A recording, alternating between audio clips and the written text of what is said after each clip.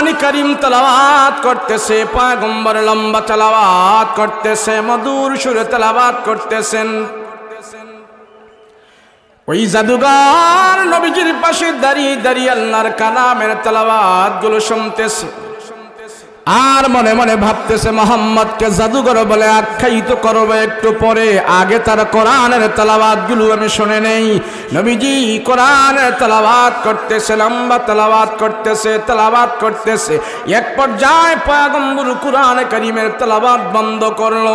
বন্ধ করার পর পয়গম্বর তাকায় দেখলেন নবীজির পাশে লম্বা একটা লোক দাঁড়িয়ে দাঁড়িয়ে রয়েছে। আর নবীজি তার চেহারার দিকে তাকায় দেখে ওই লম্বা লোকটার চেহারা থেকে, চোখ থেকে টপ টপ করে পানি গড়ে গড়ে পড়তেছে। রাহমাতুল লিল আলামিন দেখে বলো, ভাই তোমার বাড়ি কই? তুমি কোত্থেকে আসলা? কারণ কি? এখানে দাঁড়িয়ে দাঁড়িয়ে কান্না করতেছো কারণ কি? কি হইল? আমি পয়গম্বর তোমাকে কোনো কষ্ট দিয়েছি কিনা বলো। এ ভাই তোমার নাম কি? তুমি কোত্থেকে আসলা? এখানে কান্না করার কারণ কি? আমি পয়গম্বর তোমাকে কোনো কষ্ট দিয়েছি কিনা বলো। জাদুঘর শুধু কান্না করতেছে, কান্না করতেছে, চোখের পানি ফেলে ফেলে কান্না করে। আল্লাহর নবী ডাক দিয়া বলে, ভাই বলো কেন কান্দো? কাদার কারণ কি তুমি আমাকে বলো। ওই জাদুঘর ডাক দিয়া কয়, মুহাম্মদ না না, তুমি আমাকে কিচ্ছু করো নাই, তুমি আমাকে আঘাত দাও নাই। আমি আসছিলাম তোমার বিরুদ্ধে একটা অপবাদ দেওয়ার জন্য। তুমি যে আল্লাহর কালাম তেলাওয়াত করো, এগুলি জাদুর মন্ত্র বলে মানুষের কাছে প্রচার করে দেওয়ার জন্য। ও মুহাম্মদ, আমি নীরবে দাঁড়িয়ে দাঁড়িয়ে তোমার কোরআনের তেলাওয়াত গুলো আমি শুনেছি। আমি শুনে দেখলাম এগুলি কোনো মানুষের ভাষা নয়, এগুলি কোনো কাহিনীর ভাষা নয়, এগুলি কোনো কবিতা নয়, এগুলি দুনিয়ার কোনো মানুষের কথা নয়। মুহাম্মদ, আমি নীরবে দাঁড়িয়ে আল্লাহর কালাম তেলাওয়াত করে তেলাওয়াত গুলো শুনেছি। জীবনে আর কোনোদিন আমি এই কোরআন তেলাওয়াত শুনি নাই। আজকে তোমার কোরআনের তেলাওয়াত আমি গভীর মনোযোগ সহকারে শোনার পর আমার দিল সাক্ষী দিতেছে, না না, এগুলি দুনিয়ার মানুষের কালাম নয়, আহকামুল হাকিমিনের কথা। আমার দিলের ভিতরে যত জাদুর মন্ত্র ছিল, যত কুফুরি ছিল, আমি গভীর মনোযোগ দিয়ে শোনার কারণে আমার দিল থেকে সব কুফুরি মুইসা ধুইয়া মুইসা পরিষ্কার করে জাদুর মন্ত্রগুলো সব বের হয়ে গেছে। তোমার কোরআনের তেলাওয়াত আমার অন্তরের ভিতরে হেদায়েতের নূর হিসাবে ঢুকে গেছে। লিল্লাহ তাকবীর। এইভাবে কোরআন প্রশান্তদের দিলের ভিতরে আঘাত করে করে হেদায়েতের আলো দেখিয়েছে। কথা বলুন ঠিক কিনা? আজকে সেই কোরআন থেকে আমরা বঞ্চিত, কোরআনের তেলাওয়াত থেকে আমরা দূরে, কোরআনের আইন থেকে আমরা দূরে, কোরআনের আইন বাস্তবায়ন থেকে আমরা দূরে। কথা বলেন ঠিক কিনা? কেন এমন কেন হয়? যেখানে কোরআন পড়া হয় সেখানে বরকত হয়, হয় কি হয় না? রাসূল বলেন, যে ব্যবসা করার শুরু থেকেই কোরআন তেলাওয়াত করবে সেই ব্যবসায় আল্লাহ বরকত দিবে। রাহমাতুল লিল আলামিন বলেন, দোকানের মধ্যে যদি কোরআন তেলাওয়াত হয় দোকানে বরকত হবে, ব্যবসায় যদি তেলাওয়াত করা হয় ব্যবসায় বরকত হবে। যেই ঘরের ভিতরে কোরআন তেলাওয়াত হয় সেখানে বরকত হবে। বরকতের মালিক কে? কোরআন তেলাওয়াতের বিনিময়ে আল্লাহ বরকত দান করবে। এটা আমরাও জানি, আপনারাও জানেন, সবাই জানে। কোরআন তেলাওয়াতের ভিতরে যদি এত বরকত থাকে, কোরআনের হুকুমের ভিতরে, কোরআনের রাষ্ট্র কায়েমের ভিতরে আরো কত বরকত আল্লাহ রেখে দিয়েছে। যারা এই জমিনকে নাপাক করতে চায়, এই জমিনকে যারা জাহান্নাম বানাইতে চায়, তারাই কোরআনকে সহ্য করে না। কথা বলেন ঠিক কিনা? আর যারা এই জমিনকে জান্নাতের সাথে সম্পর্ক করতে চায়, জান্নাতি পরিবেশ সৃষ্টি করতে চায়, তারাই কোরআনের রাজ কায়েম করতে চায়। কথা বলুন ঠিক কিনা? ভাই, আমার আপনার সাথে শত্রু হতে পারে, আমি আপনার সাথে দ্বিধাদ্বন্দ্ব থাকতে পারি, কোরআনের সাথে কেউ দ্বিধাদ্বন্দ্ব নাই। কথা বলুন ঠিক কিনা? কোরআন দল মত নির্বিশেষে সবার জন্য কোরআন হুদাল লিন্নাস। যদি কোনো কাফের আজকে কোরআন গ্রহণ করে, যদি কোনো মুশরিক আজকে কোরআন মানে, আল্লাহর রাসূল বলেন জান্নাতের দরজাগুলো সব জান্নাতের দরজা তার জন্য আল্লাহ খুলে দিয়ে দিবে। এর নাম হলো কোরআন, এর নাম হলো কোরআন, এর নাম হলো আল্লাহর বিধান, এর নাম হলো স্বয়ং আহকামুল হাকিমিনের কালাম। জোরে বলুন ঠিক কিনা? এবার আবু জাহেল, উকবা, শাইবা তাদের কাছে খবর গেল, যেই জাদুঘরকে পাঠিয়েছো মুহাম্মদকে জাদুঘর বলে প্রচার করার জন্য, ওই জাদুঘরই এখন মুহাম্মদের জাদুতে কাবু হইয়া গিয়াছে। এবার আবু জাহেল বলে, কারো সিদ্ধান্ত আমি আর শুনতে চাই না, কারো সিদ্ধান্ত আর আমি শুনতে চাই না। আমি আবু জাহেল জীবিত থাকতেই মুহাম্মদের মৃত লাশ আমি দেখতে চাই। নাউজুবিল্লাহ বলুন, নাউজুবিল্লাহ বলেন। সিদ্ধান্তটা কি কঠিন নাকি সহজ? আবু জাহেল বলে, আবু জাহেল ব্যক্তিগতভাবে আমার রসুলকে কয়েকবার ষড়যন্ত্র করে মেরে ফেলার চেষ্টা করেছে, কিন্তু কোনো সময় পারে নাই। সব সময় আল্লাহ পাক আমার রসুলকে হেফাজত করে দিয়েছে। আবু জাহেল হিজরতের আগের রাতে আবু জাহেল ঘোষণা করে দিল, আজ আমরা মুহাম্মদের বাড়িতে অতর্কিত হামলা করে মুহাম্মদকে দুনিয়ার জমিন থেকে বিদায় করে দেব। অতর্কিত হামলা, নবীজি জানে না। আবু জাহেল এত বড় সিদ্ধান্ত নিয়েছে রাসূলের ব্যাপারে, রাসূল জানে না। আল্লাহ রসুল হযরত আলী, আমার পয়গম্বরের সাথে আলী এবং চাচাতো ভাই এবং রসুল একসাথে ঘরের ভিতরে আছে। এমন মুহূর্তে আল্লাহ পাক জানিয়ে দিয়েছেন, পয়গম্বর আজ রাতের বাহিরের অবস্থা কিন্তু ভালো না, ভালো না, অবস্থা ভালো না। বলে, ইয়া আল্লাহ কি হয়েছে?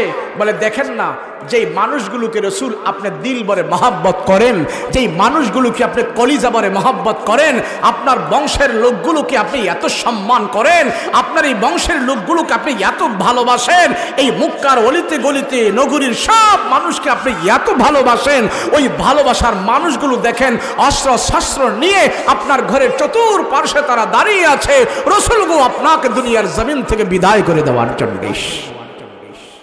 রসুল দেখলেন, কথা তো ঠিক, চতুর্পার্শ্বে তীর বর্ষা বল্লম অস্ত্র শস্ত্র নিয়ে সবাই দাঁড়ানো।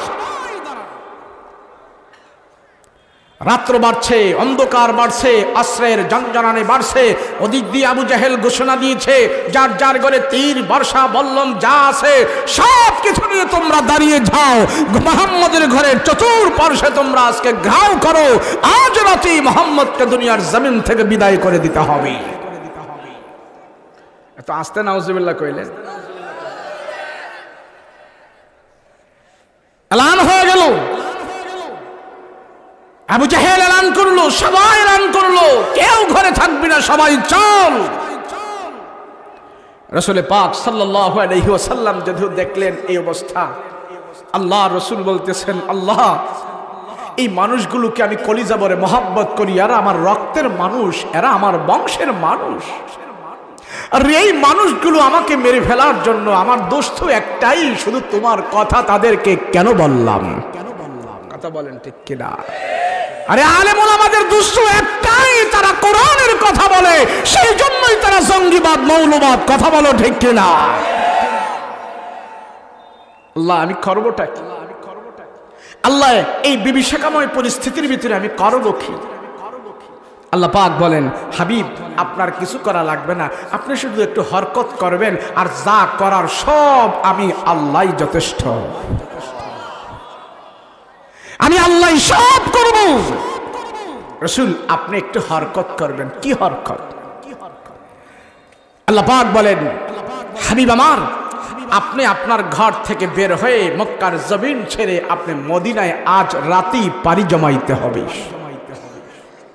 ঘোষণা অনেক আগে থেকেই ছিল, কিন্তু আজকেই যেন রাসূল চলে যেতে হবে, রাসূলের এটা ধারণা ছিল না।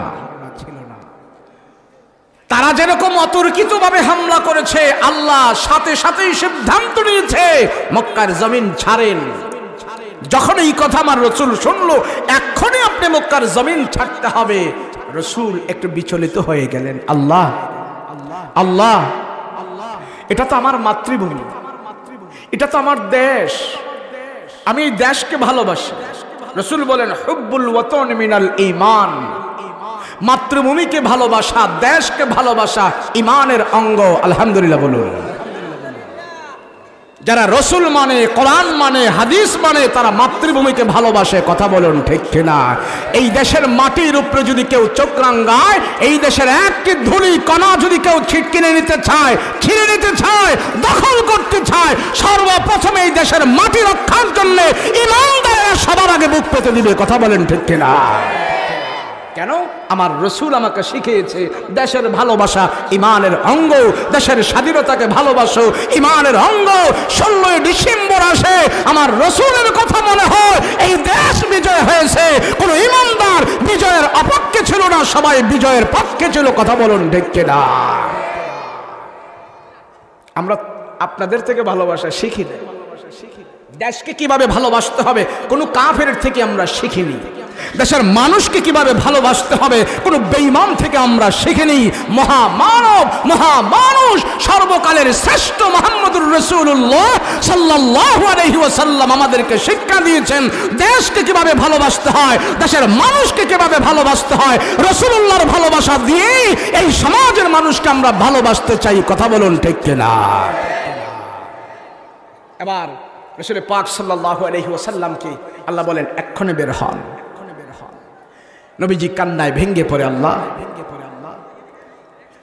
এই জমিনে আমার মা বাবা ঘুমন্ত আছে,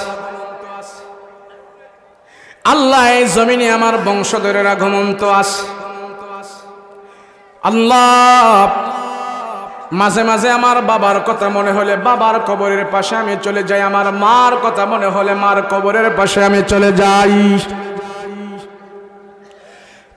মক্কা থেকে আমি এখন মদিনায় সফর করে যাব বহুদূর বহুদূর, 450 কিলোমিটার দূরে মক্কা থেকে মদিনা। সেখানে যদি আমি চলে যাই, আমার মা বাবার কথা মনে হলে আমি সেখান থেকে কেমনে আবার আসবো? আসার তো কোনো সুযোগ নাই, এত দূর থেকে কেমনে আসবো? আসলে তো কাফেররা আমাকে আবার মেরে ফেলবে, আবার ষড়যন্ত্র করবে। আমি যেহেতু মক্কায় না, মক্কায় আমি থাকতে চাই, মক্কায় থেকে আমি সব করতে চাই। আল্লাহ আমাকে ওখানে না নিয়ে আপনি তাদের বিরুদ্ধে একটা ব্যবস্থা করেন। এই খানায় কাবা, এটা এমন একটা কাবা, এমন একটা ঘর, তামাম পৃথিবীর রহমত আপনি খানায় কাবার মধ্যে নাজিল করেন।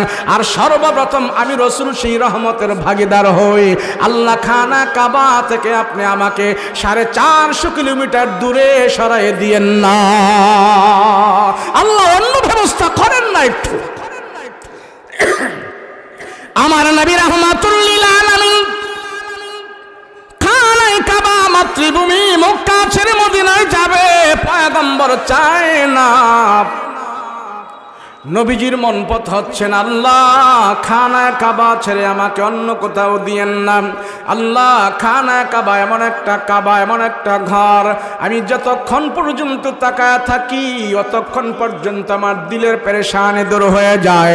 1 রাকাত নামাজ পড়ি খানায় কাবার সামনে, 1,00,000 রাকাতের সওয়াব আপনি আমাকে দান করেন। আল্লাহ আমার পেটের মধ্যে 2 দিন 3 দিন পর্যন্ত খাবার থাকে না, আমার ঘরের চুলায় 2-3 মাস পর্যন্ত খাবার জ্বলে না, আগুন জ্বলে না, খাবার নাই, আমি ক্ষুধার্ত থাকি, ভুকা পাকা থাকি, আমি দিশেহারা হয়ে যায় কোথায় যাব। কোনো মানুষের কাছে আমি খাবার চাই না, সওয়াল করি না। আপনার খানায় কাবার সামনে আমি কোরআন নিয়ে যখন বসে যাই, কোরআন তেলাওয়াত করতে থাকে, খানায় কাবার বরকতে আল্লাহ তাআলা আমার 2-3 দিনের ক্ষুধা পর্যন্ত দূর হয়ে যায়। আল্লাহ আপনি আমার খানা কাবা থেকে সরাই দিয়েন না। এই খানা কাবাতে আমি থাকতে চাই, এটা আমার মাতৃভূমি, এটা আমার জন্মস্থান, আমার দেশকে আমি ভালোবাসি, জন্মস্থানকে আমি ভালোবাসি। আল্লাহ খানা কাবা ছাড়া আমি কোথায় থাকবো, কেমনে থাকবো? 1 রাকাত নামাজ পড়লে আমি 1,00,000 রাকাতের সওয়াব পাই, মদিনায় গিয়ে তো এটা হবে না, আমি কেমনে এত সওয়াব হারায় সেখানে যা থাকবো? আল্লাহ আপনি আমাকে এখানে রাখেন, এখানে আমি থাকতে চাই। আল্লাহ ডাক দিয়া কয় পয়গম্বর না না না, আপনার কাছে খানায় কাবা বড় না, আপনার কাছে দেশ বড় না, আপনার কাছে আপনার মাতৃভূমি বড় না, আপনার কাছে আপনার জন্মস্থান বড় না, রসুল গো আপনার কাছে হলো আমার আল্লাহর হুকুম আপনার কাছে বড়। কথা বলেন ঠিক কিনা? আমার দেশ বড় নয়, দল বড় নয়, পিতামাতা বড় নয়, আমার চার বড় নয়, আমার কাছে আমার মাওলার হুকুম বড়। কথা বলো ঠিক কিনা? বলেন নেতার আদেশ বড় না আল্লাহর আদেশ বড়? কথা বলেন কার আদেশ বড়? আল্লাহর আদেশ বড়। রাহমাতুল লিল আলামিন যখন বলে আল্লাহ এই খানায় কাবা ছাড়া আমি অন্য কোথায় থাকতে পারবো না, আল্লাহ ডাক দিয়া কয় আপনি যেতে হবে, এটা আমার হুকুম। আমার হুকুম আপনার কাছে মনো, আমার হুকুম বাস্তবায়ন করার জন্যই তো আমি আল্লাহ আপনাকে নবী বানিয়েছি। কথা বলেন ঠিক কিনা? আমাদেরকে আল্লাহ ইমানদার বানিয়েছেন আল্লাহর হুকুম প্রতিষ্ঠা করার জন্য, কোরআনের হুকুম প্রতিষ্ঠা করার জন্য। কোরআনের হুকুম প্রতিষ্ঠা করতে যায় যদি আমি শহীদ হয়ে যাই, কোরআনের হুকুম প্রতিষ্ঠা করতে গিয়ে যদি আমি গুলিও খাই, জেলখানায়ও যাই, তারপরও আল্লাহর আদালতে আমি বলতে পারবো মালিক নবী পাই নাই, সাহাবী পাই নাই, শহীদ হতে পারি নাই, তাদেরকে কোনোদিন দেখি নাই, কিন্তু তোমার কোরআনের পক্ষে কথা বলে আমি জেলখানার আসামি হয়েছি। কয় বছর? 50, 60, 70 বছর, এর চেয়ে বেশি নয়। এরপরে যখন মৃত্যুবরণ করব, কোরআনের উপরে থেকে যখন মৃত্যুবরণ করব, আল্লাহ পাক আমাদেরকে জান্নাতের মেহমান বানিয়ে দিবেন। কথা বলেন ঠিক কিনা? কোরআনের পক্ষে আছি তো? বলেন আছি তো? আওয়ামী লীগ, বিএনপি, জাতীয় পার্টি, এই সেই কালা গলা অমুক গোষ্ঠী তমুক গোষ্ঠী সবার জন্য কোরআন। কথা বলেন ঠিক কিনা? সবার জন্য, কারো জন্য বাদ নয়। যে আসবে সেই হেদায়েত নিয়ে কবরে যেতে পারবে। কথা বলেন ঠিক কিনা? এবার রাসূল পাক সাল্লাল্লাহু আলাইহি সাল্লাম ঘর থেকে বের হয়ে গেলেন, আর হযরত আলী রাদিয়াল্লাহু আনহুকে ডেকে বলল, আলী, ও ভাই আলী, আমি তো এখন চলে যাব, মক্কা ছেড়ে মদিনায় চলে যাব। নাও তোমার কাছে আমি এই লিস্টটা দিয়ে গেলাম, এই লিস্টের ভিতরে মক্কার অনেক কাফের মুশরিকের নাম এখানে লেখা আছে। তারা আমার রসুলকে ভালোবেসে আমাকে তারা বিশ্বস্ততার ব্যাংক বানিয়েছিল, আমানতের ব্যাংক বানিয়েছিল। আবু জাহেল, উকবা, সাইবাকে তারা মানুষেরা মহাব্বত করত না, ভয় পাইতো, কিন্তু আমার রসুলকে তারা ভয় পাইতো না, কলিজাবারে মহাব্বত করত। কথা বলেন ঠিক কিনা? এই সমাজের মানুষ আল্লাহওয়ালাদেরকে মহাব্বত করে, কোরআনওয়ালাদেরকে মহাব্বত করে, আর 2 নম্বর টাউট বাট্টারদেরকে ভয় পায়। কথা বলেন ঠিক কিনা? এটা রসুলের সুন্নাত। রসুল বলে এই সমাজের মক্কার কাফের মুশরিকরা আমাকে ভালোবাসছে, আমার কাছে তারা দিনার দিরহাম, টাকা পয়সা, তাদের মূল্যবান সব সম্পত্তি আমার কাছে জমা রাখছে, আমানত রাখছে। কেন? তখন তো ইসলামী ব্যাংক ছিল না, তখন তো আল আরাফা ব্যাংক ছিল না, তখন তো সোনালী ব্যাংক, এই ব্যাংক ট্যাঙ্ক কিছু ছিল না রসুলের যুগে।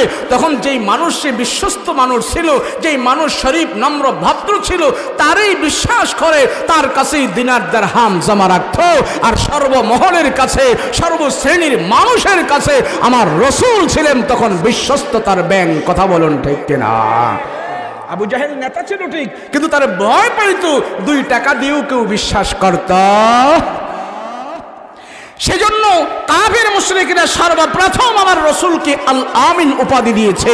আল আমিন উপাধি দিয়ে আমার রসুলের কাছে হাজার হাজার, লাখো লাখো অনেক কাফের মুশরিকেরা রসুলের কাছে এনে স্বর্ণ, চাঁদি, রূপা, হীরা, গয়না, দিনার দিরহাম এগুলি জমা রাখছে। কেন? তারা জানে মোহাম্মদ আমাদের মালে হাত দিবে না।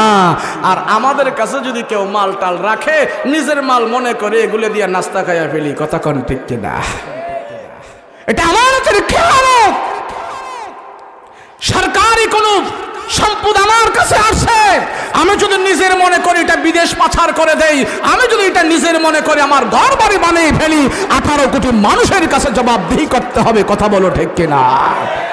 রাসূল পাক সাল্লাল্লাহু আলাইহি ওয়াসাল্লাম এক কারো মালের প্রতি হাত দেয় নাই, আরো আমানতের সহিত এটা মাল রেখেছে। অনেক মানুষ যখন রসুলের কাছে দিনার দিরহাম রাখছে, তো হযরত আলী রাদিয়াল্লাহু আনহুকে রসুল বলে, আলী, এখানেও সবার নাম লেখা আছে, আর নাও এই গাটুরিটা নাও, এই গাটটির ভিতরে দিনার দিরহাম সব দেওয়া আছে, এগুলো নাম পড়ে পড়ে তুমি আগামী 3 দিনের ভিতরে মক্কার সব মানুষের কাছে এই নাম পড়ে পড়ে এই তাদের আমানত তুমি সবাইকে দিয়ে দিবা, আমানত তুমি বুঝাইয়া দিবা। আর তুমি ভয় পেও না, আমার বিছানায় ঘুমায়া থাকবা। আগামী 3 দিন পরে আলী তুমি ভয় পেও না, কাফেরদেরকে ভয় পেও না, আগামী 3 দিন পরে তোমার সাথে আমার রসুলের ওই মদিনার কুবা এলাকায় দেখা হবে, তুমি ওখানে আমার সাথে দেখা করবা। আমি রসুল এই কথা বলেই বিদায় নিলাম। আসসালামু আলাইকুম আলী, তুমি থাকো মদিনায় থাকো, 3 দিন পরে তুমি মক্কায় থাকো, মদিনায় যাবে। আর আমি রসুল এখনই চলে গেলাম। হযরত আলী রাদিয়াল্লাহু আনহু বলে, আমার রসুল যখন আমাকে এই কথা বলেছে, আগামী 3 দিন পরে আমার রসুলের সাথে কুবা এলাকায় দেখা হবে। যারা হাজী সাহেব আছেন তারা মদিনায় গিয়েছেন, মদিনায় একটা মসজিদ আছে কুবা মসজিদ, গেছেন না? অনেক হাজিরা দেখেন নাই? কুবা মসজিদ আছে। রসুল সর্বপ্রথম মদিনায় গিয়ে ওই মসজিদে ওই জায়গায় পা রেখেছেন, ওই জায়গায় অবস্থান করেছেন, সেই জায়গার নাম হলো কুবা। রসুল বলছে, আমি তো সর্বপ্রথম সেখানে যাব, সেখানে অবস্থান করব, তুমি আমার সাথে সেখানে দেখা করবা। এগুলি তুমি নাম পরে পরে সবাইকে দিয়ে দিও। হযরত আলী বলে, রসুল যখন আমাকে বলেছে 3 দিন পরে আমার রসুলের সাথে সাক্ষাৎ হবে, আমি এই কথাটা এমনভাবে বিশ্বাস করেছি, তাম পৃথিবী পরিবর্তন হতে পারে, তাম পৃথিবীর মানুষ আমার শত্রু হতে পারে, মক্কার কোনো একজন কাফের আমাকে মারতে পারবে না। আগামী 3 দিন পরে আমার রসুলের সাথে দেখা হওয়ার আগে পৃথিবীর কোনো মানুষ আমাকে মারতে পারবে না। এইভাবে হযরত আলী রাদিয়াল্লাহু আনহু আমার রসুলের কথাটাকে বিশ্বাস করেছে। লম্বা কথা, লম্বা ঘটনা। আলী রাদিয়াল্লাহু আনহুকে দায়িত্ব দিয়ে রাসূল পাক সাল্লাল্লাহু আলাইহি ওয়াসাল্লাম ঘর থেকে বের হলেন। ঘর থেকে বের হয়ে হাঁটি হাঁটি পা পা করে হযরত আবু বকর রাদিয়াল্লাহু আনহুর বাড়িতে গেল। আবু বকর রাদিয়াল্লাহু আনহুকে ঘর থেকে ঘরের দরজা খুলে আওয়াজ দিলেন, এক আওয়াজে দরজা খুলে রসুলের সাথে সাক্ষাৎ করলেন। রসুল বলে, চলো, এখনই চলো। হযরত আবু বকর রাদিয়াল্লাহু আনহুকে আমার রসুল সাথে নিয়ে মদিনার উদ্দেশ্যে রওনা করে দিল। আর এদিক দিয়ে এলান হয়ে গেল, মক্কার মুহাম্মদ কাফের মুশরিকদের অতিষ্ঠতায় যন্ত্রণায় আল্লাহ পাক হুকুম করে দিয়েছে হিজরতের জন্য, রসুল মদিনায় চলে গেছে। এই আওয়াজ যখন সব মুসলমানের কানে বাজলো, সবাই তাৎক্ষণিকভাবে রসুলের সাথে সঙ্গ দেওয়ার জন্যে তারা বাড়ি ঘর, দিনার দিরহাম, গাছের খেজুর, তাজা খেজুর, মেষ, পাল, বকরি, ছাগল সব ছেড়ে দিয়া শুধু ভালোবাসা নিয়ে রসুলুল্লাহর আদর্শ মহাব্বত বুকে লালন করে ওই রাত্রেই সবাই হিজরত করা শুরু করে দিয়েছে। চলতে চলতে চলতে চলতে রাসূল পাক সাল্লাল্লাহু আলাইহি ওয়াসাল্লাম চলতে চলতে মদিনার প্রান্তে যখন পৌঁছলেন, আল্লাহর রসুল সাল্লাল্লাহু আলাইহি ওয়াসাল্লাম দেখতে পাইলেন রসুলকে রিসিপশনের জন্য, রসুলকে ইস্তেকবাল করার জন্যে, রসুলকে বরণ করে নেওয়ার জন্যে আল্লাহর রসুল সেখানে দেখতে পাইলেন মদিনার একটি জামাত, একটা কিছু সংখ্যক লোক জামাতবদ্ধ আকারে আমার রসুলকে গ্রহণ করার জন্য তারা দাঁড়িয়ে আছে। রসুল তাদেরকে দেখে এত খুশি হইল, হায় হায় আল্লাহ, আমার বংশের লোকেরা আমাকে ঘর থেকে বিদায় করে দিয়েছে, মেরে ফেলার জন্য তারা উদ্বুদ্ধ হয়েছে। আরে আমার রক্তের মানুষগুলো আমাকে ঘর থেকে বিদায় করে দিয়েছে, আর মদিনার এই মানুষগুলো আমাকে বকে নেওয়ার জন্য তারা এখানে দাঁড়ায় আছে। রাহমাতুল লিল আলামিন নবী আমার তাদের দিকে তাকায় তাকায় তাদেরকে জিজ্ঞেস করতেছে, কি ব্যাপার, কারণ কি তোমরা এখানে দাঁড়ায় আছো কেন? সবাই বলতেছে, ইয়া রাসূলুল্লাহ, রসুলগু দুনিয়ার মায়া দয়া এখন আমাদের কাছে নাই, দুনিয়ার কোনো খোঁজ খবর নাই, কখন আপনি মক্কা থেকে মদিনায় আসবেন সে অপেক্ষায় আমরা এখানে দাঁড়ায় আছি। রাহমাতুল লিল আলামিন দেখতে পাইলেন মদিনার এই মানুষগুলো আমার পয়গম্বরের জন্য সেখানে অপেক্ষায় দাঁড়ায় আছে। আল্লাহর নবী দেখতে পাইলেন তাদের হাতে এক একটা জিনিস নিয়ে এক একজনে দাঁড়ায় রইলেন। কারো হাতে শরবতের পেয়ালা, কারো হাতে দুধের পেয়ালা, কারো হাতে গাছের তাজা খেজুর, কারো হাতে গোস্ত ভুনা করা। আমার নবীজিকে তারা রিসিপশনের জন্য সেখানে দাঁড়ায় আছে। কারো হাতে ফুলের মালা, কারো হাতে কবিতার মালা, কারো হাতে গাঁদা ফুলের মালা। রহমাতুল লিল আলামিন তাদের আপ্যায়নের অবস্থা দেখা আল্লাহ নবী তাদের প্রতি খুশি হয়ে গেল, তাদের ভালোবাসা দেখে নবীজি খুশি হয়ে গেল। আল্লাহর নবী তাৎক্ষণিকভাবে মদিনার মানুষের জন্য রাহমাতুল লিল আলামিন হাত উঠে আল্লাহর দরবারে দোয়া করলেন, আয় আল্লাহ, এই মদিনার মানুষগুলোকে আল্লাহ তুমি কবুল করে নাও, দুনিয়া আখিরাতে তাদেরকে তুমি বরকত দান করে দাও। নবীজির দোয়া এমনভাবে আল্লাহ কবুল করেছে। নবীজি মদিনার মানুষের মালের জন্য দোয়া করেছে, মদিনায় বরকতের জন্য দোয়া করেছে। আল্লাহর নবীর দোয়া আল্লাহ তাআলা এমনভাবে কবুল করেছে, রাহমাতুল লিল আলামিন দোয়া করেছে আর আল্লাহ পাক কবুল করেছে। রাহমাতুল লিল আলামিন বলেন, আল্লাহ মদিনার মানুষদেরকে তুমি কোনোদিন অভাব দিও না, এই মদিনাতে তুমি বরকত দান করে দাও। নবীজির দোয়া এমনভাবে কবুল হয়েছে, এখন থেকে মদিনার গাছের ভিতরে যেই গাছগুলোর ভিতরে 3 মাস ফল আসতো, যেই গাছের ভিতরে 6 মাস ফল আসতো, নবীজি পহেলা কদম মদিনায় রাখার পর আর মদিনাবাসীদের জন্য দোয়া করার পর এখন 3 মাস আর 6 মাস নয়, আল্লাহ পাক মদিনাবাসীদের গাছের ভিতরে 12 মাস ফলের ব্যবস্থা করে দিয়েছে।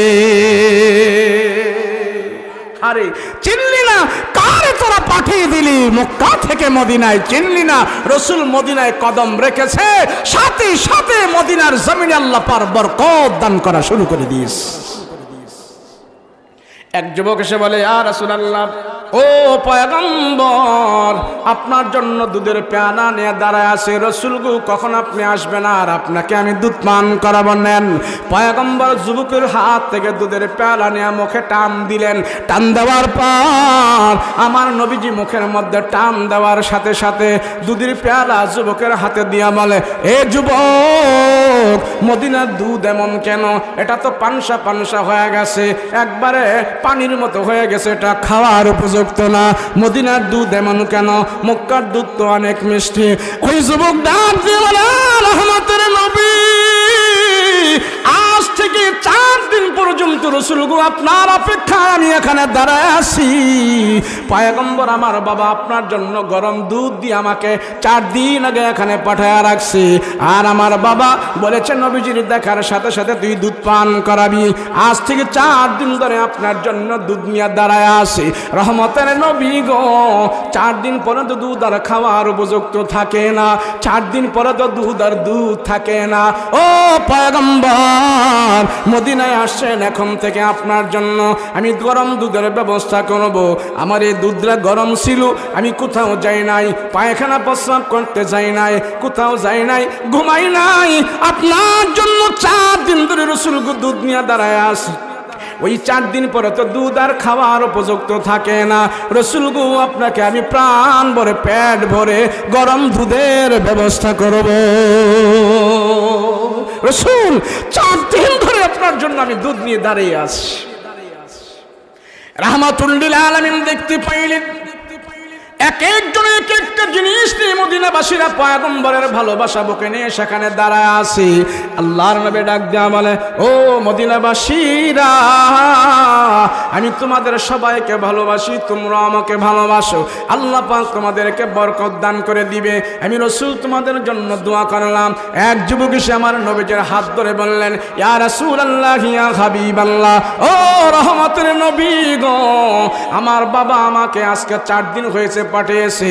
আমার বাবা আমাকে বলেছে পহেলা মেহমানদারি আপনি আমাদের বাড়িতে করবেন। আমার বাবা বকরির গোশত পাক করে আপনার জন্য বসে আছে।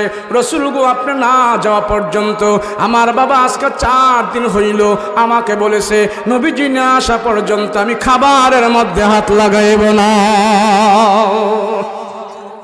ইয়া রাসূলুল্লাহ, ইয়া হাবিবাল্লাহ, পয়গম্বর, রাসূল গো আপনি আমাদের বাড়িতে আজকে মেহমান হইবেন। আর এক যুবক এসে বলে, ইয়া রাসূলুল্লাহ, আমার মা ঘরটা সুন্দর করে পরিষ্কার করে রেখেছে, সুন্দর একটা চাদর আপনার জন্য বিছায়া রাখছে। ও রহমতের নবী, আপনি আমাদের বাড়ির মেহমান হবেন আজকে। আর এক যুবক এসে বলে, ইয়া রাসূলুল্লাহ, ওই তো সামনে আমাদের বাড়ি। আর একজন এসে বলে, ইয়া রাসূলুল্লাহ, ওই তো পিছনে আমাদের বাড়ি, পাহাড়ের উপরে আমাদের বাড়ি। রাসূল গো আপনি আমাদের বাড়ির মেহমান হবেন, রাসূল গো আমাদের বাড়ির মেহমান হবেন, রাসূল গো আমাদের বাড়ির মেহমান হবেন। ও পয়গম্বর, পহেলা মেহমানদারি আমি করাইতে চাই, পহেলা মেহমানদারি আমি করাইতে চাই। রাসূল দেখতে পাইলেন মদিনার সব মানুষেরা পয়গম্বরকে প্রথম দিন মেহমানদারি করার জন্য উদ্বুদ্ধ হয়ে গেছে। সবাই রাসূলকে মেহমান বানাইতে চায়। আল্লাহ রসুল এত খুশি হইলেন, আল্লাহ মক্কার মানুষগুলো আমার ঘর থেকে আমার বংশধরেরা বিদায় করে দিয়েছে, আর মদিনার মানুষের প্রতি এত ভালোবাসা দিয়ে দিয়েছে আল্লাহ, তারা সবাই আমাকে মেহমান বানাইতে চায়। আল্লাহ আমি তো মানুষ একজন, আমি তো সবার মেহমানদারি একসাথে কেমনে রাখবো? আল্লাহ পাক বলেন, হাবিব পদ্ধতি আমি বাতলিয়ে দিব, সবাই আপনার প্রতি খুশি থাকবে, আপনিও সবার প্রতি খুশি থাকবেন। আলহামদুলিল্লাহ বলিস। আল্লাহ রসুল দেখলেন সবাই আমার মেহমান বানাইতে চায়, তো আজকে মদিনায় আমি একা সবার মেহমান কেমনে হব? এবার রাহমাতুল্লিল আলামিন ডাক দেয়া কয়, সাহাবীরা সবাই বলো, সবাই তোমরা উপস্থিত, সবাই ধৈর্য ধারণ করে আমি সবার মেহমানদারি গ্রহণ করব। মদিনাবাসীরা রে সবার বাড়ির মেহমান হব, অসুবিধা নাই, তোমরা আমাকে ভালোবাসো, আমি পয়গম্বর তোমাদেরকে সবচেয়ে ভালোবাসি। আল্লাহ পাক আমার নবীকে জ্বালায় দিলেন, ও রহমতের নবী, মদিনার সব মানুষের ভালোবাসা আপনার অন্তরের ভিতরে আছে। এখানে যারা আছে সবাই আপনাকে ভালোবাসে, আপনিও তাদেরকে ভালোবাসেন। পয়গম্বর আমি আজকে আপনাকে পদ্ধতি শিখাইয়া দিলাম, যেই উট দিয়ে আপনি মক্কা থেকে মদিনায় আসছেন, ওই উটের উপরে আপনি বসা থাকবেন। ওটের ডান পাশে থাকবে আবু বকর, ওটের বাম পাশে থাকবেন হযরত ওমর। রসুল গুই উট দিয়ে আপনি যখন চলতে থাকবেন, আপনি সামনে যাইতে থাকবেন, আর আপনার সাহাবায়ে কেরাম আপনার উপরে দুরূদ পড়তে থাকবে। ওটটা মদিনায় চলতে চলতে যায় যার বাড়িতে বসবে, আপনি রসুল তার বাড়ির মেহমান হয়ে যাবে। এত সুন্দর বুদ্ধি আল্লাহ শিখিয়ে দিলেন। কেন? সবাই রসুলের বরকত নিতে চায়, সবাই নবীজিকে মেহমান বানাইতে চায়। নবীজি বলে, সবার মেহমানদারি আমি কেমনে আদায় করব? রাসূলুল্লাহ সাল্লাল্লাহু আলাইহি সাল্লাম উটের উপরে উঠলেন, আর সব সাহাবাই কেরামদেরকে বলে, ও সাহাবিরা তোমরা আমার উপরে দুরূদ পড়তে থাকো। আনসার মুহাজির সব সাহাবী রসুলের উপরে দুরূদ পড়তেছে, দুরূদ পড়তেছে পড়তেছে, আর উট চলতেছে। প্রথম সমতল ভূমি দিয়ে চলা শুরু করেছে, সমতল ভূমি দিয়ে চলতে চলতে উটটা একটু পাহাড়ের উপরে উঠছে। পাহাড়ের উপরে ওইটা সেখানে একটা দোতলা বাড়ি পাইলেন, সেই দোতলা বাড়ির সামনে উট হাঁটু গেড়ে বসে গেল। আল্লাহর রসুল উটের লাগাম ধরে টান দেয়, উঠে না, আবার টান দেয়, উঠে না। নবীজি আরো জোরে টান দেয়, উঠে না। সিরাতের কিতাবে লেখে উটের জবান থেকে আওয়াজ বের হয়ে গেছে, ইয়া রাসূলুল্লাহ এই বাড়ির মেহমান আমি হয়েছি, আল্লাহ আমাকে মেহমান করিয়ে দিয়েছে, রাসূল গো আপনি ওই বাড়ির মেহমান হয়ে যান। নবীজি সব সাহাবায়ে কেরামদেরকে বলল, বসো, আর এই বাড়ির মালিককে তালাশ করো। কেমন বাড়িওয়ালা, কেমন ভাগ্যবান! রসুল সর্বপ্রথম মদিনায় যে এই বাড়ির মেহমান হয়েছেন আল্লাহর ইশারায়। কথা বলেন ঠিক কিনা? রসুল বলল, বাড়িওয়ালাকে তালাশ করো, বাড়িওয়ালাকে। এবার রসুল দেখলেন একটা মধ্যবয়সী লোক আমার পয়গম্বরের দিকে আগে এগিয়ে আসতেছে। আল্লাহ রসুল তাকে দেখেই চিনি ফেললেন, ও আবু আইয়ুব আনসারী, আরে এটা কি তোমার বাড়ি? বলে, ইয়া রাসূলুল্লাহ হ্যাঁ, এটা আমার বাপদাদার বাড়ি, আমি ওয়ারিস হিসাবে বাড়ির মালিক হয়েছি। ইয়া রাসূলুল্লাহ এটা আমার বাড়ি। রসুল গো এটা আমার বাড়ি। আল্লাহর রসুল বলেন, আবু আইয়ুব তুমি আমার রসুলকে পেয়ে কি খুশি না? আবু আইয়ুব বলে, ইয়া রাসূলুল্লাহ তাম পৃথিবী যদি আমাকে কেউ এখন দিয়া দেয় আমি এত খুশি হব না। আমার রসুল আমার বাড়ির মেহমান হওয়ার পর আমি তার চাইতে আরো বেশি পরিমাণে খুশি হয়ে গিয়েছি। রসুল বলেন, আবু আইয়ুব দেখো না, মক্কা থেকে তোমার মুসলমান ভাইয়েরা বাড়ি ঘর সয় সম্পত্তি ফেলে শুধু আমার রসুলের ভালোবাসায় ঈমান নিয়ে তারা মদিনায় চলে আসছে। আবু আইয়ুব, আবু আইয়ুব মুসলমান ভাইদের একটু খাবার দাবারের ব্যবস্থা করো, তাদের পেটে খাবার নাই, বুখা ফাঁকা, তারা কিছু মাল সামান আনতেও পারে নাই, একটু মেহমানদারির ব্যবস্থা করো। রসুল বলতে দেরি হয়েছে, আবু আইয়ুব আনসারী উট বকরি জবাই করতে দেরি হয় নাই, জবাই করে দিচ্ছে। গর্ত, চুলা, বিশাল বড় বড় হান্ডি পাতিল, গোস্ত পাক হচ্ছে, রুটি পাক হচ্ছে, আগুন জ্বলছে, ধোঁয়া উঠতেছে। এই আবু আইয়ুব আনসারীর বাড়ি থেকে কয়েক কিলোমিটার দূরে তখনকার জমানার ইহুদিদের সবচেয়ে বড় একজন আলেম ছিল, নাম ছিল তার আব্দুল্লাহ ইবনে সালাম। নাম কে জোরে কন, এটা মুখস্থ রাখবেন। ওয়াজ দিলে কি লাভ হয়, যারা ওয়াজ বুঝে তারা না বুঝবে মর্যাদা দিলে যে কি লাভ হয়। রসুল মদিনায় গিয়েছে আর ইহুদিদের সবচেয়ে বড় আলেম, তাওরাত কিতাবের হাফেজ, জাবুর কিতাবের হাফেজ, নাম হইল তার আব্দুল্লাহ ইবনে সালাম। একমাত্র ইহুদিগো বড় আলেম সেই ছিল। রাসূলুল্লাহ সাল্লাল্লাহু আলাইহি ওয়াসাল্লাম নবীজির আগমনে মেহমানদারির সুবাদে পাক শাক হইতেছে, ধাও ধাও করে ধোঁয়া উঠতেছে। ওই যে ইহুদিদের বড় আলেম আবু আইয়ুব আনসারী বাড়ি থেকে কয়েক কিলোমিটার দূরে, সেই ইহুদি আলেম তার নিজের খেজুর গাছ পরিষ্কার করতেছে, গাছের উপরে উইটা গাছ পরিষ্কার করতেছে। গাছের উপরে যেহেতু উঠছে, তো তার বন্ধুর বাড়িতে যে ধোঁয়া উঠতেছে, সে ওই গাছের উপর থেকে দেখছে আমার বন্ধুর বাড়িতে ধোঁয়া উঠতেছে, আমার বন্ধুর বাড়ির ওদিকে এইভাবে ধাও ধাও করে ধোঁয়া উঠতেছে, হায় রে, ওখানকার বাড়িঘর মনে হয় পুরো সারখার হয়ে যাচ্ছে। তো ওই ইহুদি আলেম তাৎক্ষণিকভাবে তার দল ভক্ত ছাত্রদেরকে পাঠাইল, এই আবু আইয়ুব আনসারীর বাড়ির দিকে যা তো দেখে আসতো, ওখানে ধোঁয়া উঠছে কেন, কি বিপদ সংকেত দেখায়। তো এই ছাত্র ভক্ত ইহুদি আলেম এরা দৌড়ায়া অনেক দূর, তো প্রায় কয়েক কিলোমিটার দূরে তারা আসছে। আসার পরে দেখতেছে যে আবু আইয়ুব আনসারীর বাড়িতে বিপদ সংকেত নয়, বিপদের কোনো আলামত এখানে নেই। সবার মুখে হাসি খুশি, পাক শাক হচ্ছে, আগুন জ্বলতেছে, হান্ডি পাতিল হচ্ছে, এখানে হান্ডি পাতিলে পাক শাক হচ্ছে। এবার তারা জিজ্ঞেস করে, এই তোমরা এখানে এগুলি কি করছো, এত পাক শাক কেন এখানে, ধোঁয়া উঠতেছে, আগুন জ্বলতেছে, এত বড় বড় হান্ডি পাতিল, কারণ কি? তখন মুসলমানেরা বলতেছে, আরে জানো না, মক্কার নবী আব্দুল্লাহর বেটা মোহাম্মদ মদিনায় চলে আসছে, এই বাড়িতে মোহাম্মদ অবস্থান করতেছে, ওই মোহাম্মদের আগমনের সুবাদে আমরা এখানে মেহমানদারির পাকশাক করতেছি। তখন সেই ইহুদি আলেমরা বলে, তাই মোহাম্মদ মদিনায় চলে আসছে? বলে হ্যাঁ, আবু আইয়ুব আনসারীর বাড়িতে অবস্থান করছে। তো এই ইহুদি আলেমরা আর কথা না বলে, এই ছাত্ররা আর কথা না বলে ডাইরেক্ট দৌড়ায়া ওদের ওস্তাদের কাছে, আব্দুল্লাহ ইবনে সালামের কাছে আবার চলে গেল। যা বলতেছে, ওস্তাদ জি, আরে তাওরাত পড়ে পড়ে যেই নবীর কথা আমাদেরকে শোনাইতেন, যেই মুহাম্মদের বর্ণনা আমাদেরকে শোনাইতেন, ওই মুহাম্মদ তো মক্কা থেকে আপনার বন্ধুর বাড়ি আবু আইয়ুব আনসারীর বাড়িতে অলরেডি এখন বর্তমানে অবস্থান করতেছে। বলে কি বলো তোমরা, মুহাম্মদ মদিনায় চলে আসছে? বলে হ্যাঁ, মক্কা থেকে মুহাম্মদ মদিনায় চলে আসছে।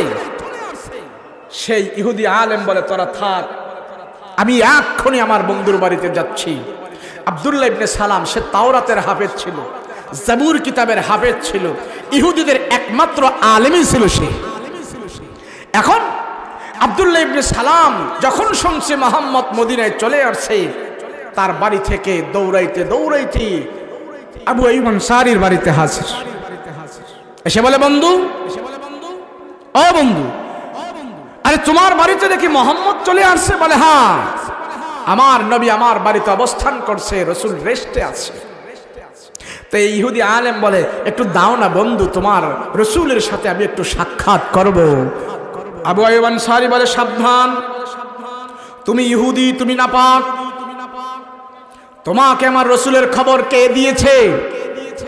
বলে না, যেইভাবে হোক আমি আসছি, আমি মোহাম্মদকে একটু দেখতে চাই।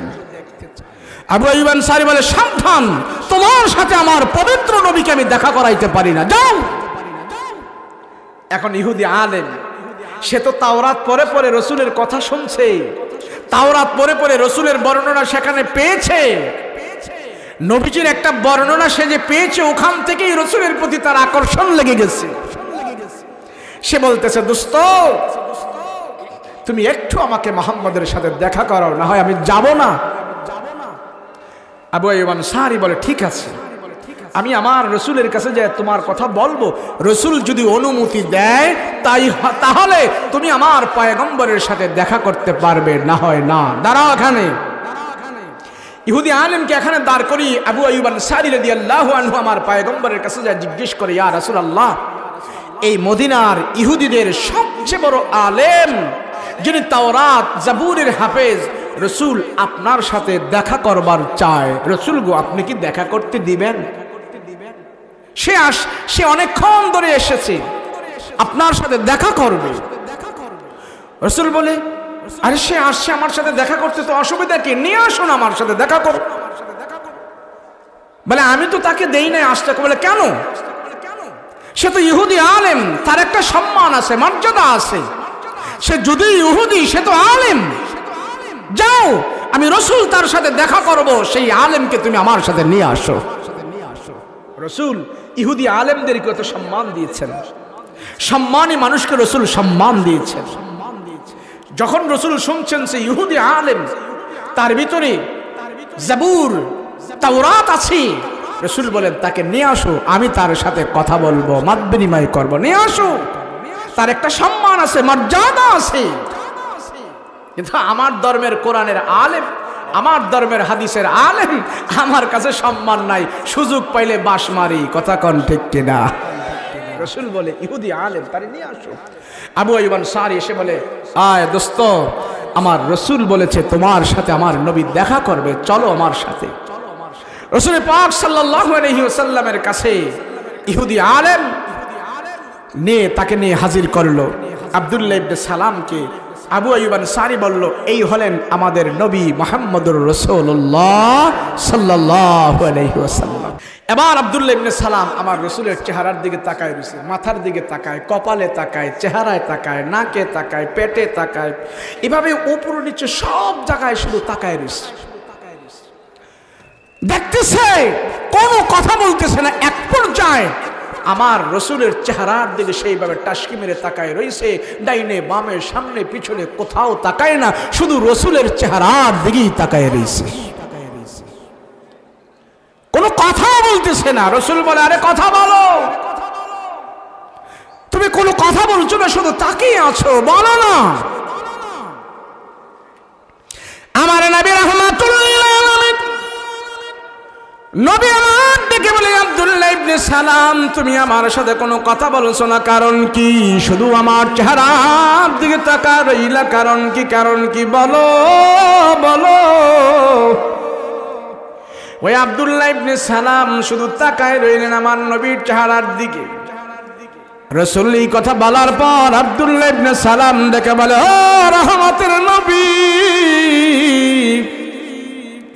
তাওরাত কিতাব পুরোটা আমার বুকের ভিতরে আছে, তাওরাত কিতাব আমি হাফজ করেছি, তাওরাত কিতাব আমার মুখস্থ আছে। পয়গম্বর ওই তাওরাত কিতাবের ভিতরে সেখানে লেখা আছে আখির জামানার নবী যে হবে তার কপালটা কেমন হবে সেখানে বর্ণনা আছে। আখির নবীজির চুলের কথা তাওরাতের ভিতরে আছে, নাকের কথা বর্ণনা আছে, গালের কথা বর্ণনা আছে, দাড়ির কথা বর্ণনা আছে, সব অঙ্গ প্রত্যঙ্গের কথা সেখানে বর্ণনা আছে। আর তাওরাত কিতাব থেকে পড়ে পড়ে আমি মুখস্থ করেছি, আমি কোনোদিন কল্পনা করি নাই এত কাছ থেকে যেন আমি মুহাম্মদকে দেখবো। ও রহমতের নবী গো, আজকে আপনাকে আমি এত কাছ থেকে দেখলাম, আপনার চেহারার দিকে তাকায় তাকায় আর আমার তাওরাত কিতাবের সাথে মিলায় মিলায় দেখলাম। তাওরাত কিতাবের ভিতরে আমি যা পেয়েছি, তাওরাত কিতাবের ভিতরে যে সমস্ত বর্ণনা দেওয়া আছে রাসূল গুপাই টুপাই হুবাহুব আপনার চেহারার ভিতরে আমি সব কিছু পেয়ে গেছি। আমার আর কোনো সন্দেহ নাই আপনি যে সত্য রাসূল, আপনি যে সত্য পয়গম্বর। রাসূল পাক সাল্লাল্লাহু আলাইহি সাল্লাম বলে, আব্দুল্লাহ ইবনে সালাম, আমি যদি সত্য রাসূল হয়ে থাকি তাহলে তুমি কালমা পড়ে মুসলমান হয়ে যাও না। আব্দুল্লাহ ইবনে সালাম বলে, ইয়া রাসূলুল্লাহ, আমি কি একা একা মুসলমান হইলে আপনি খুশি, নাকি আমার দল বল ছাত্র সবাইকে নিয়ে মুসলমান হইলে খুশি? রাসূল বলে, আরে সবাইকে নিয়ে যদি মুসলমান হও তাহলে ইসলামের কাজটা মদিনায় করতে আমার একটু সুবিধা হবে, আরো ভালো। আব্দুল্লাহ ইবনে সালাম বলে, ইয়া রাসূলুল্লাহ, আমি কথা দিচ্ছি এই মদিনায় কেউ যদি মুসলমান না হয় আমি তাওরাত জবুর বুকে নিয়ে আপনার সাথে কথা দিচ্ছি, আমি আপনার হাতে হাত রেখে মুসলমান হয়ে যাব। রাসূলুল্লাহ সাল্লাল্লাহু আলাইহি সাল্লাম এই কথা বলার পর বলে, ঠিক আছে, আমি রাসূল তোমার প্রতি খুশি হয়ে গিয়েছি। তো আব্দুল্লাহ ইবনে সালাম সে আমার রাসূলকে বলে, নবী গো, আমি তো ইহুদি ধর্মের আলেম, তো তো ইহুদি ধর্মের আলেম জানেন আপনি ইহুদিরা যে কত খারাপ, এগুলি বেদ্যব বেতুমিস, আর তাগো উস্তাদ আমি। তবে আমি কথা দিচ্ছি মুসলমান হয়ে যাব। তবে রাসূল আমি বাড়িতে চলে যাব, আমার দল বল ভক্ত সবাইকে নিয়ে আপনার এখানে আমি হাজির হব। হাজির হয়ে আপনারা আমি কয়েকটা প্রশ্ন করব, জানি আপনি উত্তর দিয়ে দিতে পারবেন। তারপরেও আমাদের ইহুদিদেরকে বুঝানোর জন্য যে আপনি সত্য রসুল, আমি আপনারে কয়েকটা প্রশ্ন করব, রসুল আপনি উত্তর দিয়ে দিবেন। আমি জানি রসুল বলে কয়েকটা নাই, তোমার মনে যা চায় তা প্রশ্ন করো, ইনশাআল্লাহ আমি সব উত্তর দিয়ে দিব। এবার আব্দুল্লাহ ইবনে সালাম ইহুদি আলেম চলে গেল। চলে যাওয়ার পর সে তার দল বল ভক্ত সবাইকে নিয়ে আমার রসুলের কাছে হাজির হলো। তাদেরকে জিজ্ঞাসা করে, এই মোহাম্মদ জি সত্য, মোহাম্মদ সত্য না মিথ্যা? আমি মোহাম্মদকে কিছু প্রশ্ন করব, তাওরাত কিতাব থেকে কিছু প্রশ্ন করব, যদি মোহাম্মদ উত্তর দিয়ে দিতে পারে তাহলে কিন্তু মোহাম্মদ সত্য, আমি কিন্তু মুসলমান হয়ে যাব। তোমরা কি বলো? ইহুদি ছাত্ররা কয়, হুজুর আপনি যদি হয়ে যান তো আমরা কি বাকি থাকবো? আমরাও তো হয়ে যাব। ইহুদি আলেম তো সে আগে থেকেই তাদেরকে স্বীকৃতি দিয়েছে। এবার আমার রাসূল সাল্লাল্লাহু আলাইহি সাল্লামকে প্রশ্ন করে, ইয়া রাসূলুল্লাহ, নবীজি আমরা যে এখন মুসলমান হব, আল্লাহ পাক তো ইমানদারদেরকে জান্নাত দেবে, বেঈমানকে জান্নাত দিবে না। যে সমস্ত ইমানদারদেরকে আল্লাহ জান্নাতের মেহমান বানাবে, জান্নাতের মেহমান বানাবে, রাসূল আমার এক নাম্বার প্রশ্ন হইল, জান্নাতে যাওয়ার পর সর্বপ্রথম আল্লাহ পাক জান্নাতীদেরকে কোন খাবার দ্বারা মেহমানদারি করবে? রাসূল সেই খাবারের নামটা আপনার কাছ থেকে আমি জানতে চাই। আমি জান্নাতের খাবারের নাম এক নম্বর প্রশ্ন। এই প্রশ্নগুলো বুখারী শরীফের ভিতরে উল্লেখ করা আছে, সুন্দর। সেখানে কয়েকটা প্রশ্ন করেছেন, এর ভিতরে একটা প্রশ্ন হইল, রাসূল আমরা জান্নাতে গেলে জান্নাতের মেহমান হব, জান্নাতের মালিক আল্লাহ হবেন, আল্লাহ মালিক জান্নাতের মেহমানদেরকে কোন খাবার দ্বারা মেহমানদারি করবে সেটা একটু জানতে চাই। রাসূলুল্লাহ সাল্লাল্লাহু আলাইহি ওয়াসাল্লাম বলেন, আব্দুল্লাহ ইবনে সালাম তুমি জানো না এটা তো তাওরাত কিতাবের ভিতরেই আছে। রাসূল তাওরাত কিতাব পড়ে না, উত্তর দিয়ে দিয়েছে, আল্লাহ পাক আমার রাসূলকে জানাই দিয়েছে। এই প্রশ্নের উত্তর তাওরাতে আছে। এবার আব্দুল্লাহ ইবনে সালাম বলে, রাসূল আপনার মুখ থেকে আমি জানতে চাই।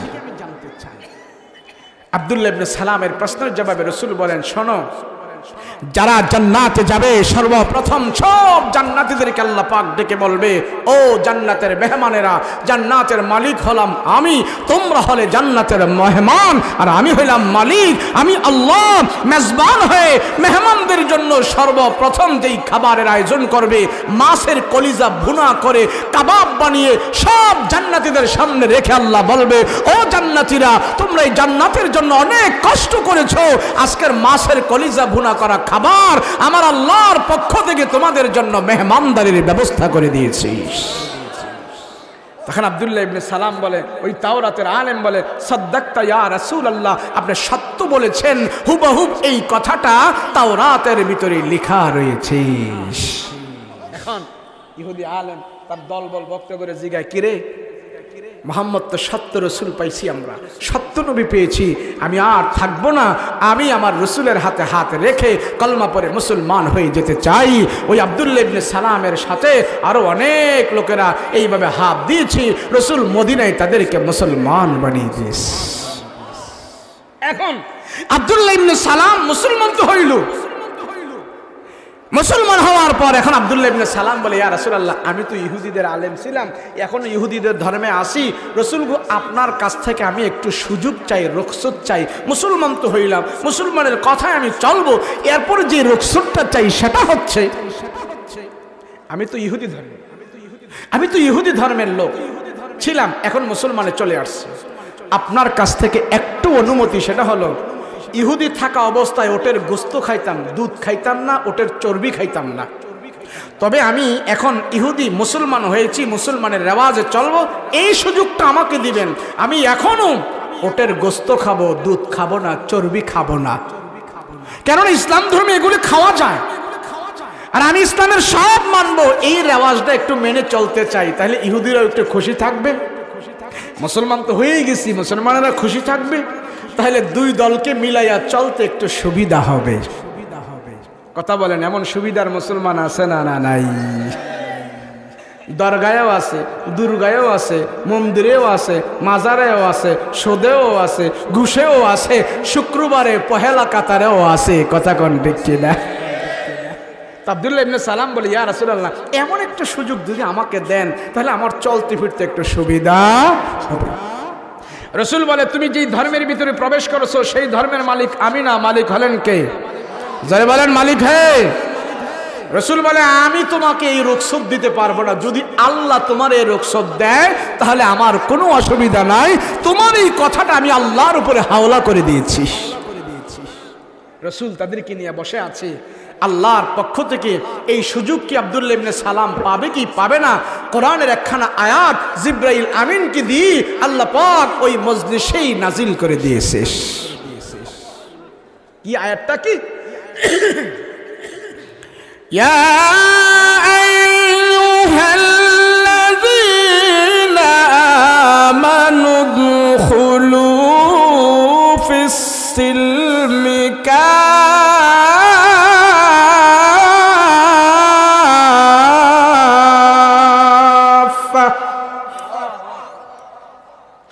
ওয়ালা তাত্তাবিউ খুতুওয়াতিশ শাইতান।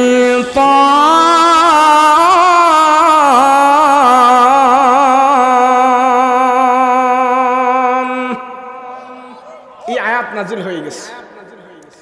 এই আয়াত নাজিল হয়ে আল্লাহর পক্ষ থেকে ঘোষণা আসলো, রাসূল গো তারে জানায় দেন সে ইহুদি ধর্ম বাদ দিয়ে ইসলাম ধর্মে প্রবেশ করেছে, যদি কেউ ইসলামের ভিতরে ঢুকতে চায় উদখুলু ফিস সিলমি কাফা, ইসলামের ভিতরে যে ঢুকবে পুরাপুরি ভাবেই ঢুকতে হবে, ইসলামের পুরা নিয়মই মানতে হবে, অর্ধেক অর্ধেক ঢুকলে চলবে না, ইসলাম অর্ধেক অর্ধেক মানলে চলবে না, পুরাপুরি ভাবে মানতে হবে, ইসলামের ভিতরে পুরাপুরি ভাবেই ঢুকতে হবে। বলেন আমরা কি অর্ধেক না পুরা? পুরা মানবো না অর্ধেক মানবো? তাহলে কোরআন পড়বো, কোরআনের আইনও মানবো। কথা বলেন ঠিক কিনা? অর্ধেক মানা যাবে না, অর্ধেকে কোনো মজা নাই। আছে বলে অর্ধেক খাবারে পেট ভরে, অর্ধেক ঘুমায় কি সুস্থতা আছে? আছে? দোকান অর্ধেক খুললেন অর্ধেক বন্ধ রাখলেন, ব্যবসা হবে? অর্ধেকে কোনো মজা। আপনাদের এলাকায় মশায় কামড়ায় তো? মশায় কামড়ায়নি? মশায় কামড়াইলে কি করেন? কেউ কয়েল লাগায়, কেউ মশারি টানায়। এখন মশারি টানাইছে মশার কামড় থেকে বাঁচার জন্যে। এক লোকে যদি মশার ছোট্ট একটি প্রাণী, সেই প্রাণীর কামড় থেকে বাঁচার জন্য মশারি টানায়া সে যদি বলে পাগুলো বাহিরে রাখবো আর মাথা আর হাত মশারির ভিতরে ঢুকাইলাম, অর্ধেক বাহিরে অর্ধেক মশারির ভিতরে, বলেন মশার কামড় থেকে বাঁচতে পারবে? আওয়াজ করে বলেন পারবে? ছোট্ট একটি প্রাণী মশা, তার কামড় থেকে বাঁচার জন্য মশারির ভিতরে যদি পুরোপুরি ভাবে ঢুকতে হয়, মাজা কোমর হাড় গাঁট কাঁচ সব যদি মশারির ভিতরে ঢুকাইতে হয়, মশার কামড় থেকে বাঁচতে হইলে, আল্লাহর আযাব থেকে যদি বাঁচতে হয়, জাহান্নাম থেকে যদি বাঁচতে হয়, গজব থেকে যদি বাঁচতে হয়, দুর্ভিক্ষ থেকে যদি বাঁচতে হয়, অর্ধেক অর্ধেক ইসলামে ঢুকলে হবে না, পুরোপুরি ভাবে ইসলামের ভিতরে ঢুকতে হবে। কথা বলো ঠিক কিনা? আমরা কি পুরা ঢুকবো না অর্ধেক? অর্ধেক না পুরা? পুরা ঢুকার সর্বপ্রথম আলামত হইল 5 ওয়াক্ত নামাজ আল্লাহর কুদরতি কদমে আমরা লাগাবো। কথা বলেন ঠিক কিনা? লাগাইবেন তো ইনশাআল্লাহ? আল্লাহর আদেশ এবং আল্লাহর নিষেধ মানার নাম হলো পুরাপুরি ইসলাম। কথা বলেন ঠিক কিনা? আল্লাহ এই মাদ্রাসা, এই মসজিদ, এই কোরআনের মারকাজ, এই কোরআনের দর্স, কোরআনের তালিম আমাদের দরকার আছে না? কথা বলেন আছে না নাই?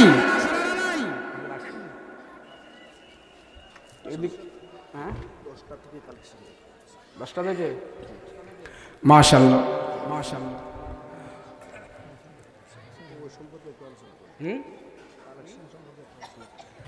না কটা বাজে বয়সেন? আমার বসাইছেন কটা? তো না আসলে আমি কি সারা রাত চুক্তি আইসি নি